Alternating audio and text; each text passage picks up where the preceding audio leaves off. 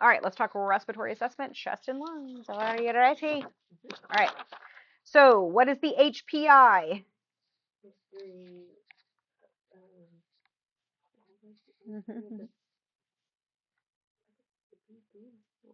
Like today, present, history of present illness. Okay. So I'm asking questions about, hey, what brings you in today? So that means I already did their chief complaint, and let's say that their chief complaint was just, oh, I get short of breath. Like, okay. So let me ask you some questions about that. That's your HPI, history of present illness. All right. When did it start? Does it happen in the morning or the nighttime? Now, what kind of diseases have morning time cough and respiratory distress? Yeah, COPD does. So COPD is usually in the morning. Seasonal allergies or allergies, usually they wake up. That's because they've been laying down all night. All that mucus is gathered, and then when they wake up. Nighttime cough is asthma. Asthma symptoms happen at night. Good. Sputum characteristics. What does it look like? Because if they're like, oh, it's super bloody, oh no. Okay, but if they're like, oh no, it's clear or whatever, we kind of need to know what it looks like. That can also tell us like if it's like a rust colored, usually that means it's pneumonia. If it is a pinkish color and it's frothy, pink frothy sputum, that's pulmonary edema. So I need to know, what does your sputum look like? What triggers the cough? And they're like, oh, it only happens when I smoke weed. I understand now. Okay. So you always want to ask, like, is there something that makes it worse? Because if they say like, oh, every time I go and mow the yard, well, that tells me it's probably allergy related, right? And then what makes it better? Do you have to sit up? Do you take cough medicine? Like, what makes it better? And that'll usually kind of tell me where the cough is coming from. All right. What does associated symptoms mean? When you see that on a chart, that means Mhm.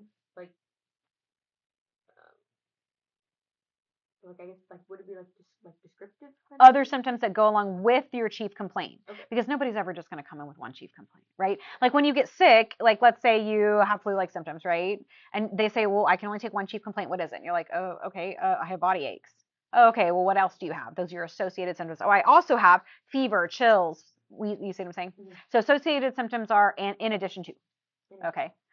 All right, so fever and chills, I need to know that, because if you got fever, chills, and cough, what is that disease usually? Fever, chills, and cough. It's probably pneumonia, right? Pneumonia has fever, chills, and cough. If you've got cough and weight loss and night sweats, we know that's not a good combo. What disease is that? And cough. That's what you just said. Tuberculosis. I'd worry about tuberculosis. If they have a major cough and wheezing, what disease is that probably? Asthma or COPD, depending on their age, right?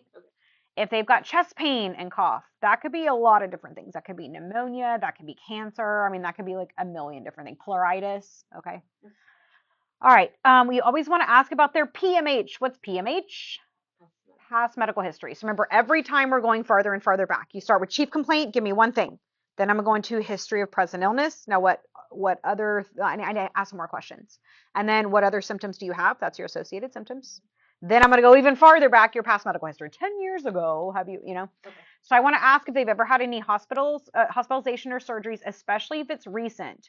Because if you've just been in the hospital and had a surgery, you're going to be at major risk of post-op pneumonia. Do you use CPAP or BiPAP? What disease is that usually uses that at nighttime? Sleep apnea.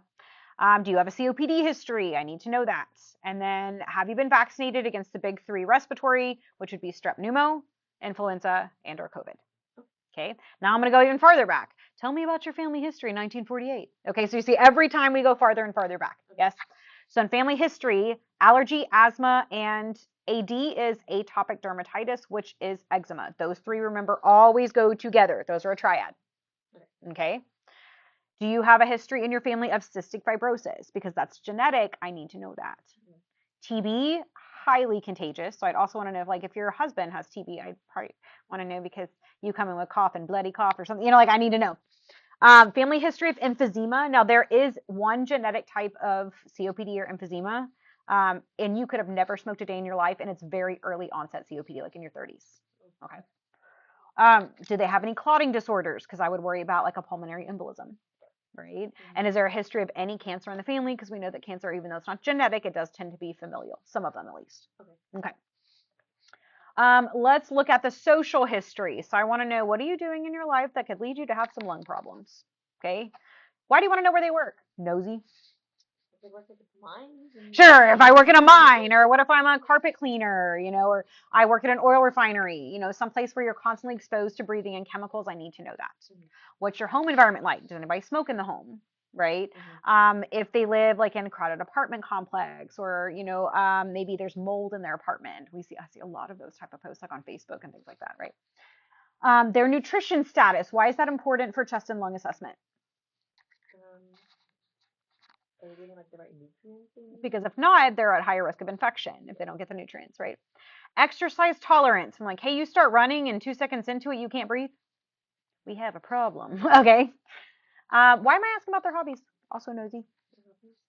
People like for hobbies like they do stress relief. Could be, yeah, okay. But I want to know, like, what if their hobby is spelunking? They go into caves. And they just dig around in caves. Okay, I need to know about that. Like, what are your hobbies that could lead you to have chest and lung issues? Okay.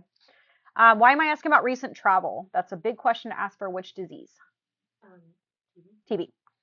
Tobacco and alcohol use, that's a given because we're talking about lungs. And then do you have a history of sleep apnea? Because obviously that causes major lung issues as well. All right.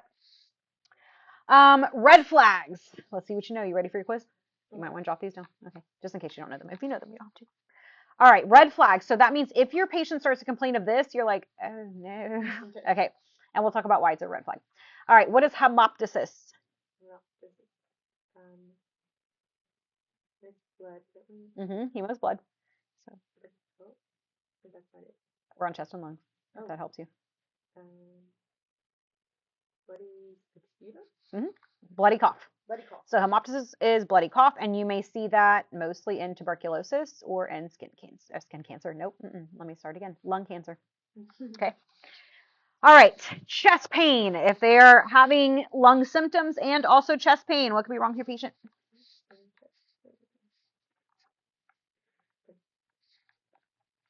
Like a cardiac or like a peripheral issue? No, it would be like pneumonia has chest pain.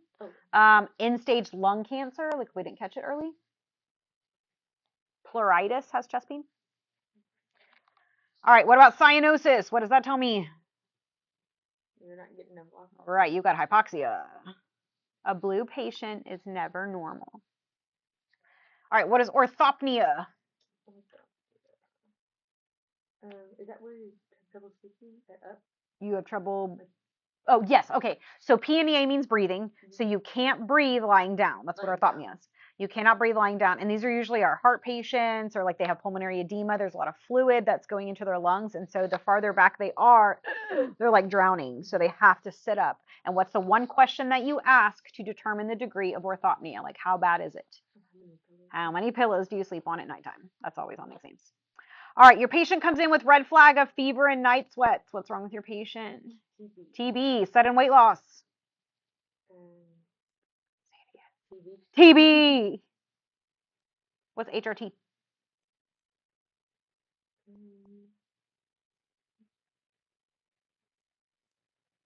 If they've been on long-term hormone replacement therapy, that's a huge risk for breast cancer. Okay. Because estrogen causes cancer. We know excess estrogen causes cancer. Okay. If they are on a beta blocker, what's the big red flag for lungs? With a new cough. Because non-selective beta blockers cause wheezing and bronchoconstriction. So you always want to check and see. And the non-selective beta blocker is propanol. Yep. Clubbing. What does that tell me? Chronic hypoxia. Sudden onset of shortness of breath in pediatric patients. Like they're just chilling, they're playing on the floor, all of a sudden. What's wrong with your patient?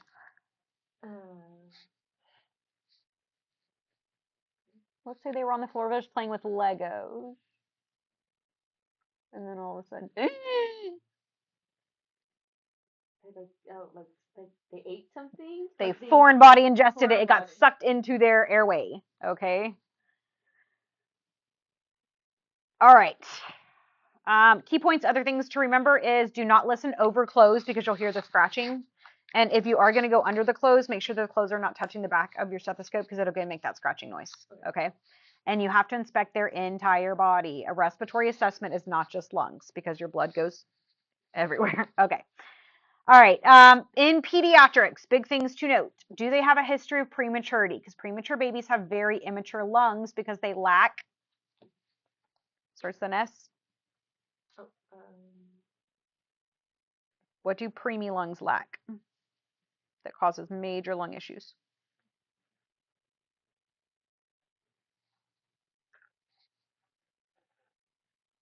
Surfactant.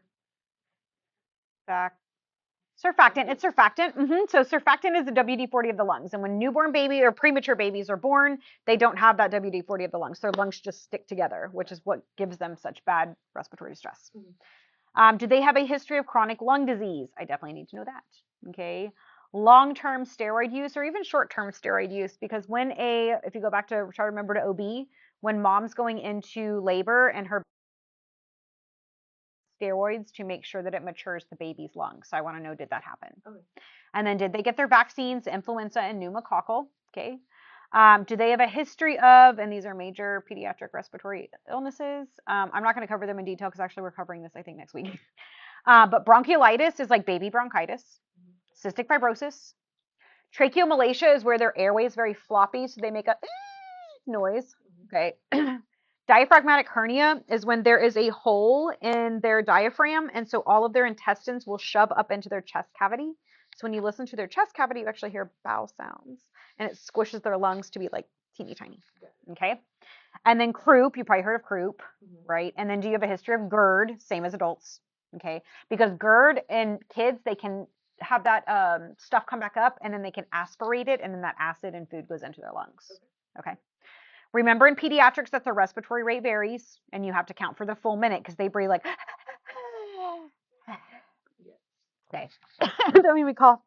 I don't want to be a baby. All right. They have a very rounded chest until they're 2. You've seen little babies.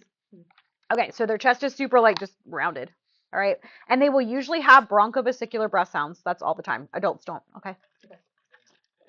All right. Let's talk about things that would be abnormal in chest and lungs. Okay. Asthma. What is asthma caused by? Like a trigger, allergic response. What is atelectasis? That's like the sticking. Yeah, the bottom of their lungs sticks together or partial collapse. What is bronchitis? The bronchioles are irritated. Yeah. So they'll just have wheezing and cough and things like that. Pleurisy and pleuritis are the same thing. So itis means inflammation of the pleural lining. So when they take a deep breath, it's very, very painful because that pleural lining rubs. Okay. What's a pleural effusion? That's when anytime you hear the word effusion, it's one pocket of fluid, and it's outside the lungs. Okay. If it was inside the lungs, fluid inside the lungs is pneumonia, right? Yeah. So pleural effusion is outside the lungs, but still kind of pushing on the lung. What's an empyema?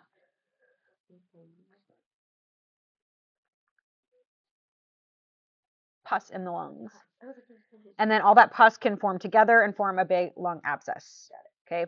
Pneumonia, obviously that's a big red flag. If you see fever, chills, chest pain, golden triad. Tuberculosis, they usually will have night sweats, weight loss, cough. Now the cough starts as dry, it will progress until it eventually gets bloody. All right, cancer. Now remember, cancer doesn't hurt, and there's no signs of lung cancer until it's late, and then they again will have hemoptysis. What's a pneumothorax? And that's when one of them, Yep, a collapse of the lung due to air, because pneumo is air. What's a hemothorax? That's when it's like punctured. So the lung is collapsed due to a collection of blood in the chest cavity. What's a PE? Pulmonary. No, you're right. I just said it stupid. Pulmonary embolism, which is a blood clot in the lung. Epiglottitis. What's the epiglottis? Yep, the little floppy part right over your airway. And epiglottitis usually happens in infants and children, and it is a red flag emergency because it's the floppy part over their airway. That's bad. All right, you understand the basics? Let's move on.